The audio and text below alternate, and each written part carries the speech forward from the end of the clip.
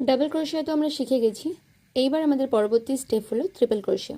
তার জন্য কি করতে হবে, চেন করে নিতে হবে। আমরা চেন করে নিয়েছি আগে থেকেই।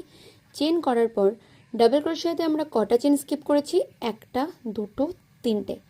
কিন্তু ট্রিপল ক্রোশিয়াতে আমরা চারটে চেন স্কিপ করব, 1 2 3 অ্যান্ড 4। ওকে, চারটে চেন স্কিপ করে 5 নম্বর চেনে আমরা কাটাকে ইন করব। কিন্তু এখানে একটা টুইস্ট আছে, ডাবল ক্রোশিয়াতে আমরা একবার পেঁচিয়েছিলাম, ট্রিপল ক্রোশিয়াতে আমরা দুবার পেঁচাবো। পেঁচিয়ে এবার 1 2 3 4, দেন আমরা 5 নম্বর ঘরে কাটাকে ইন করব, আউট করব।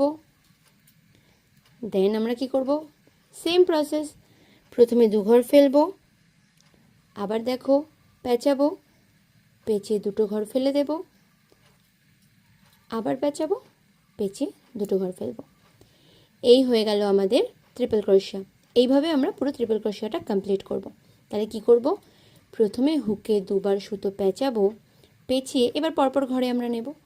পরের ঘরে কাটাকে ইন করব, আরেকটা ঘর বার করে নিয়ে আসবো। নিয়ে আসার পর আমরা কি করছি, একবার ঘর ফেলছি, আবার পেঁচাবো, দুবার ঘর ফেলছি, আবার পেঁচিয়ে তিনবার ঘর ফেলছি। এই যে হয়ে গেল ট্রিপল ক্রোশিয়া। এইভাবে আমরা পুরোটা কমপ্লিট করব। 1 2, আবার পরের ঘরে আমরা কাটাকে ইন করছি, বার করে নিয়ে আসছি, এই একবার, এই দুবার, এই তিনবার। এই যে পেঁচিয়ে পরের ঘরে কাটাকে ইন করে বার করে, তারপর 1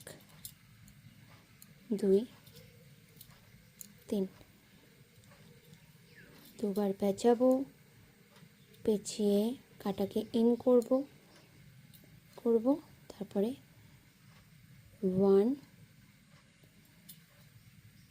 2 3।